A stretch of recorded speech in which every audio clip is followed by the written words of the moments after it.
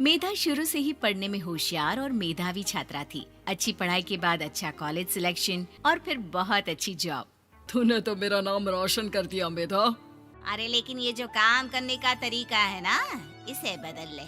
18 घंटे काम करेगी तो कल को बच्चा कैसे संभालेगी? तुम्हारी तरह पागल नहीं हूँ माँ, जो बच्चे और परिवार में फंस जाऊँ। मैं तो जिंदगी खुल कर जीऊंगी। सब कहने की बात होती है बेटा, अपने बच्चे का सुख हर कोई चाहता है। वक्त बीतता है और मेधा की शादी हो जाती है। शादी के कुछ सालों में ही मेधा एक सुंदर से बेटे की माँ बन जाती है। अरे यार, मेरी मैटरनिटी लीव खत्म हो रही है, क्या करे? माँ भी नहीं आ सकती, कैसे मैनेज करूँ? ऐसा करते हैं, इसके लिए एक केयर टेकर रख लेते हैं, वो देखा करेगी इसे। मेधा को पति की बात जंच जाती है और वो केयर टेकर की तलाश शुरू कर देती है। एक दिन उन लोगों के घर एक महिला आती है जो दिखने में पढ़ी लिखी लगती है। जी, क्या काम है आपको? मैम, मेरा नाम स्नेहा है। आपका ऐड देखा केयर टेकर का, क्या मैं आपके यहाँ काम कर सकती हूँ? हाँ, क्यों नहीं, लेकिन आप तो अच्छे घर की लगती हैं, फिर नौकरी क्यों? दरअसल मेरे ससुराल वालों ने मुझे घर से निकाल दिया क्योंकि मैं माँ नहीं बन सकती और माता पिता भी नहीं है इस दुनिया में। तो अरे अरे, कोई बात नहीं, तुम लक्ष्य को ही अपना बच्चा समझो और यहीं रहना, और किसी भी चीज की जरूरत हो ना तो बता देना। नेहा खुशी खुशी लक्ष्य को संभालने लगती है। रात को जब मेधा घर पर आती है, अरे क्या बात है स्नेहा, तुमने खाना नहीं खाया क्या? अरे दीदी, आपका बेटा टाइम दे तब ना। अरे तो जब वो सोता है तब खा लिया करो। तब तो मैं इसके पास ही बैठी रहती हूँ। कोई मच्छर या कीड़ा काट ले लक्ष्य को तो अब आप पकड़ो, मैं खाना खा लेती हूँ। स्नेहा वहाँ से चली जाती है। बहुत ही अच्छे से ख्याल रख रही है ये लक्ष्य का।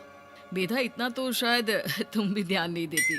मेधा को पति की बात बुरी तो लगती है, लेकिन कुछ नहीं कहती। धीरे धीरे स्नेहा मेधा और उसके पति के साथ बाहर भी जाने लगी।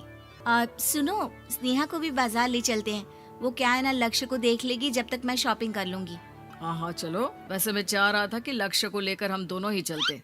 क्या यार, तुम तो फ्री में इमोशनल हो जाते हो, कितना देख लेंगे हम दोनों मिलकर, ले चलो उसे। कार से निकलकर मेधा और लक्ष्य रोड क्रॉस कर रहे थे कि सामने से कार आ जाती है। मेधा का ध्यान नहीं होता, लेकिन स्नेहा तुरंत लक्ष्य को मेधा से छीन लेती है। मेधा गिर जाती है और कार मेधा को छूकर निकलती है, जिससे मेधा को खून आ जाता है। पति मेधा को हाथ देकर उठाता है। स्नेहा लक्ष्य को लेकर गले लगाई रहती है। थैंक्स स्नेहा, मैंने तो ध्यान ही नहीं दिया था कि कार आ रही है। स्नेहा का गुस्सा मालकिन पर टूट पड़ता है।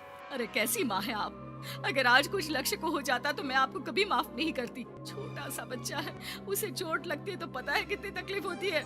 पति भी स्नेहा को देखने लगता है कि उसे क्या हो गया। मेधा को स्नेहा पर काफी गुस्सा आ जाता है। घर आकर कहती है, देखो स्नेहा, माना तुम लक्ष्य को बहुत प्यार करती हो, लेकिन वो मेरा बेटा है, मैं कभी जानबूझकर उसके साथ बुरा नहीं कर सकती, समझी? मुझे माफ कर दीजिए, मैं लक्ष्य को लेकर कुछ ज्यादा ही सेंसिटिव हो चुकी हूँ। मैं ध्यान रखूंगी कि आगे से ऐसा ना हो। मेधा का मन स्नेहा से अब हटने लगा था। एक शाम मेधा ऑफिस से घर आती है कि लक्ष्य उसे दिखाई नहीं देता और ना ही स्नेहा। वो स्नेहा के कमरे में जाती है जहाँ दोनों सो रहे होते हैं। अरे स्नेहा, लक्ष्य को आज इस कमरे में क्यों सुला दिया? दीदी, मुझे नींद आ रही थी, ऐसे में उसे कमरे में अकेले लिटाना मुझे ठीक नहीं लगा। मेधा बच्चा उठाने लगती है कि स्नेहा टोक देती है। रहने दीजिए ना दीदी, सो रहा है, फालतू में नींद खराब हो जाएगी। मेधा को गुस्सा आ जाता है और वो बच्चा उठाकर वहाँ से चली जाती है। अगले दिन मेधा स्नेहा को बुलाती है, साथ में एक और लड़की खड़ी होती है। स्नेहा, अब तुम अपना कुछ और देख लो, हम लोगों को नई केयर टेकर मिल गई है, तुम इस हफ्ते घर छोड़ देना। स्नेहा का मन लक्ष्य को छोड़ने का नहीं करता, लेकिन नौकरी तो नौकरी होती है ना। स्नेहा घर से चली जाती है। धीरे धीरे महीने और साल बीतते जाते हैं और लक्ष्य एक नौजवान लड़का हो जाता है। लक्ष्य, आज मुझे मंदिर जाना है, ले चलोगे?